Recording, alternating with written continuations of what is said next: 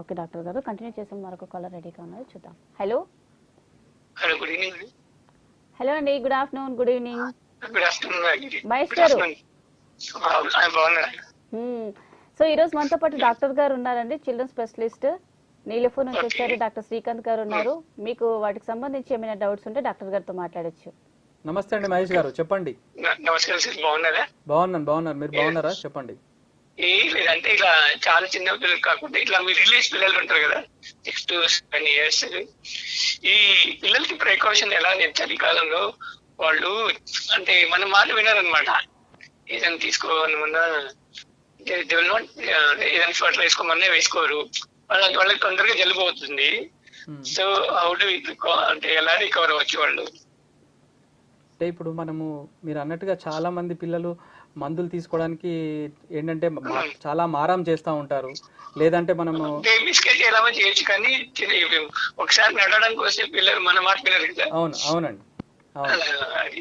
ఇప్పుడు అటువంటి వాళ్ళని మనం ఏం చేయాలంటే, మీరు అన్నట్టుగా చాలా మంది పిల్లలు ఒక ఏజ్ వచ్చిన తర్వాత వాళ్ళు నడవడం మొదలు పెడతా ఉంటారు, తర్వాత దూకడం మొదలు పెడతా ఉంటారు, అన్ని విసరగొట్టడం మొదలు పెడతా ఉంటారు. అదే కదా మీరు చెప్పేది? అదే ఏంటంటే చలి వాళ్ళకంతా కేర్లెస్ ఏముండదు. అంటే ఇప్పుడిప్పుడే లోకం చూస్తాం కాబట్టి అలా ఏముండదు. వాళ్ళకి జలుబు అయిందంటే పాపం చాలా కష్టం అన్నమాట. పెద్దవాళ్ళకి కష్టం అది. అలాంటి వాళ్ళని ఎలా చేయొచ్చు అని ఎలా ప్రికాషన్ తీసుకోవచ్చు? చాలా మంది అది ఇటువంటి పిల్లలు కొంచెము ఏంటంటే ఎక్కువ మారం చేస్తూ ఉంటారు, తర్వాత మందులు తీసుకోవడానికి ఇబ్బంది పడుతూ ఉంటారు. మనం ఏం చేయాలంటే అట్లీస్ట్ వాటర్ అయితే తాగుతారు కదా పిల్లలు. సో ఆ జలుబు తగ్గించడానికి మనము వీలైనంత మటుకు గోరువెచ్చని నీళ్ళు తాపించడం ఒకటి, తర్వాత ఇంకొకటి ఏమైతే మనము ఈ వేపరైజర్స్ వీలైతే వేపరైజర్, ఎందుకంటే మందులు తీసుకున్నప్పుడు అక్కడ ఉండే వాతావరణం వెచ్చగా పెట్టడం కానీ, ఐదర్ రూమ్ హీటర్స్ పెట్టుకొని వెచ్చగా పెట్టడం కానీ, లేదా ఇంకొకటి ఏంటంటే గోరువెచ్చని నీళ్ళు తాపించడం కానీ, లేదా వేపరైజర్స్ పెట్టడం కానీ చేయగలిగితే, తర్వాత దాంతోపాటు నార్మల్ సెలైన్ డ్రాప్స్ అని ఉంటాయి మామూలుగా. ఆ సర్దీకి ఆ నార్మల్ సెలైన్ డ్రాప్స్ కొట్టడం వల్ల వాళ్ళకి ఆ చికాకుతనం అనేది, అంటే ఎప్పుడైనా సర్ది వచ్చినప్పుడు ముక్కులో చాలా చికాకుతనం అనేది ఉంటుంది. మనకైనా కూడా ఎప్పుడైనా సర్ది వచ్చినప్పుడు గొంతులో కిచకిచ్ కానీ లేకపోతే ముక్కులో కానీ కొంచెం అట్లా కుచ్చుకున్నట్టు అవుతా ఉంటుంది. ఈ నార్మల్ సెలైన్ డ్రాప్స్ వాడడం వల్ల ఆ కొంచెం తగ్గుతుంది. దాంతో పాటు గోరువెచ్చని నీళ్ళు తాపించడం వల్ల వాళ్ళకు, దాంతో పాటు మనం డైట్ కూడా ఇవ్వాలి. చాలా మంది పిల్లలు ఏంటంటే ఈ సర్ది దగ్గు జలుబు వచ్చినప్పుడు చాలా చికాకు చేసుకుంటూ తినరు.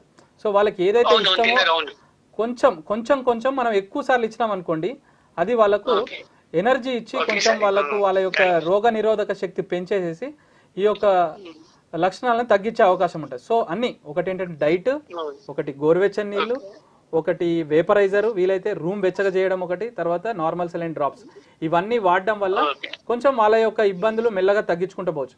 ఇవన్నీ ఏంటంటే ఇప్పుడు వచ్చే సీజన్ లో వైరల్ ఇన్ఫెక్షన్స్ ఎక్కువ ఉంటాయి. అవి క్రమక్రమేణా వాటి అంతరకు అవే ఒక 5 నుంచి వారం రోజులు తగ్గిపోతాయి. ఆ 5 నుంచి వారం రోజులే ఇబ్బంది ఎక్కువ ఉంటుంది.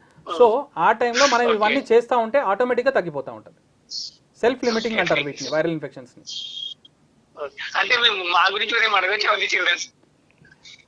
చెప్పండి.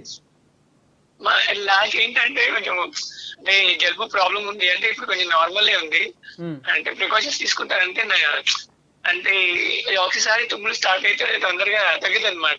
ఓకే అదే అంటే మేబీ అది అలర్జీకి ఉండొచ్చండి, అలర్జీకి ఉండొచ్చు. యూజువల్ గా చాలా మందికి ఎలర్జీస్ అనేవి ఇప్పుడు ఇంట్లో ఉంటే ఒక్కొక్కసారి పిల్లలకు కూడా వెళ్ళే అవకాశం ఉంటుంది హెరిడిటరీగా. సో యూజువల్ గా అందుకనే పిల్లలు ఏంటంటే ఫ్రీక్వెంట్ గా ఎలర్జీ ఉన్న ఫ్యామిలీస్ లో కొంచెం ఫ్రీక్వెంట్ గా ఎఫెక్ట్ అయ్యే అవకాశం ఎక్కువ ఉంటుంది. మీరైతే మామూలుగా ఈ ఒక సీజన్ లోనే ఎక్కువ వస్తుంది, తర్వాత మీకు పొద్దున్న లేవగానే తుమ్ములు వస్తున్నాయి అంటే మోస్ట్లీ అది ఎలర్జిక్ రైనైటిస్ అంటారండి దాన్ని. ఎగ్జాక్ట్లీ అదే మీరు చెప్పేది, అదే మీరు ఏదైతే చెప్తా ఉన్నారో. యూజువల్ గా చలి ఎక్కువ కాగానే పొద్దున పూట ఎక్కువగా తుమ్ములు కంటిన్యూస్ గా వస్తూ ఉంటాయి. యూజువల్ గా అవి ఎలర్జిక్ రైనైటిస్ అంటా ఉంటారు.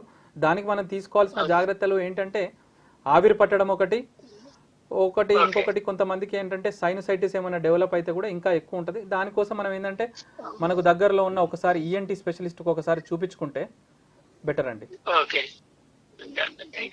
థ్యాంక్ యూ అండి. So much.